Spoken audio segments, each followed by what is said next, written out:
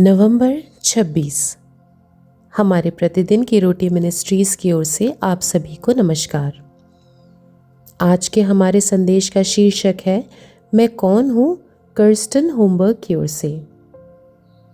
आज के हमारे पवित्र शास्त्र का भाग लिया गया है पहला इतिहास 29 अध्याय 14 से लेके 20 आयत से। मैं क्या हूँ और मेरी प्रजा क्या है कि हमको इस रीति से अपनी इच्छा से तुझे भेंट देने की शक्ति मिले। तुझी से तो सब कुछ मिलता है और हमने तेरे हाथ से पाकर तुझे दिया है। तेरी दृष्टि में हम तो अपने सब पुरखाओं के समान पराए और परदेशी हैं। पृथ्वी पर हमारे दिन छाया के समान बीत जाते हैं और हमारा कुछ ठिकाना नहीं। हे हमारे परमेश्वर यहोवा, वो जो बड़ा संचय हमने तेरे पवित्र नाम का एक भवन बनाने के लिए किया है, वो तेरे ही हाथ से हमें मिला था और सब तेरा ही है। हे मेरे परमेश्वर, मैं जानता हूँ कि तू मन को जांचता है और सिधाई से प्रसन्न रहता है। मैंने तो ये सब कुछ मन की सिधाई और अपनी इच्छा से दिया है, और अब से मैं आनंद से देखा है कि तेरी प्रजा के लोग जो यहाँ उपस्थित हैं, वे अपनी इच्छा से तेरे लिए भेंट देते हैं। हे यहोवा, हे हमारे पुरखा अब्राहम, इसहाक और इज़राइल के परमेश्वर, अपनी प्रजा के मन के विचारों में ये बात बनाए रख और उनके मन अपनी ओर लगाए रख। मेरे पुत्र सुलेमान का मन ऐसा खरा कर कि वो तेरी आज्ञाओं, चितौनियों और विधियों को मानता रहे और ये सब कुछ करे और उस भवन को बनाए जिसकी तैयारी मैंने की है। तब दाऊद ने सारी सभा से कहा, तुम अपने परमेश्वर यहोवा का धन्यवाद करो।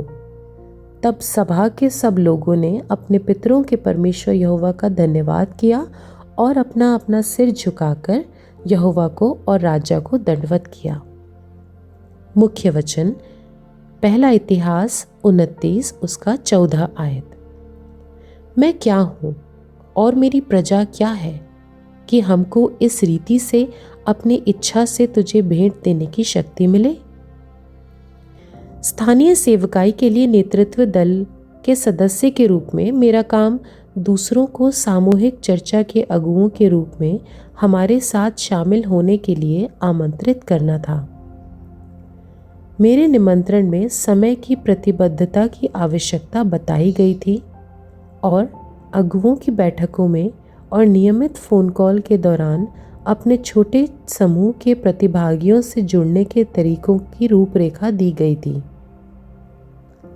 मैं अक्सर अन्य लोगों पर दबाव डालने से हिचकिचाता था, क्योंकि मैं जानता था कि अगुआ बनने के लिए उन्हें कितना त्याग करना होगा।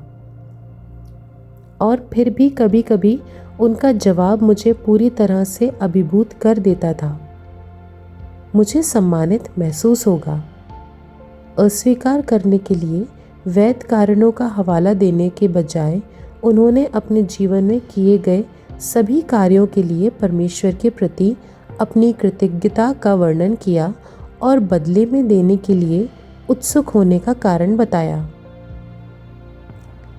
जब परमेश्वर के लिए मंदिर बनाने के लिए संसाधन देने का समय आया, तो दाऊद ने भी ऐसी ही प्रतिक्रिया दी कि मैं कौन हूँ और मेरी प्रजा कौन है कि हमको इस रीति से अपनी इच्छा से तुझे भेंट देने की शक्ति मिले। दाऊद की उदारता उसके और इज़राइल के लोगों के जीवन में परमेश्वर की भागीदारी के लिए कृतज्ञता से प्रेरित थी। उसकी प्रतिक्रिया, उसकी विनम्रता और विदेशियों और अजनबियों के प्रति उसकी भलाई की स्वीकृति की बात करती है। परमेश्वर के कार्य के लिए हमारा देना, चाहे समय, प्रतिभा या धन के रूप में, उसके प्रति हमारी कृतज्ञता को दर्शाता है जिसने हमें शुरू में दिया था। हमारे पास जो कुछ भी है वो उसके हाथ से आता है।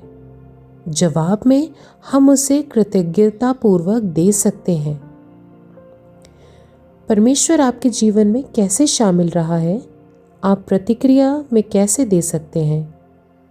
प्रिय पिता, कृपया मुझे आपके प्यार और देखभाल का उदार हृदय से जवाब देने में मदद करें। आमीन।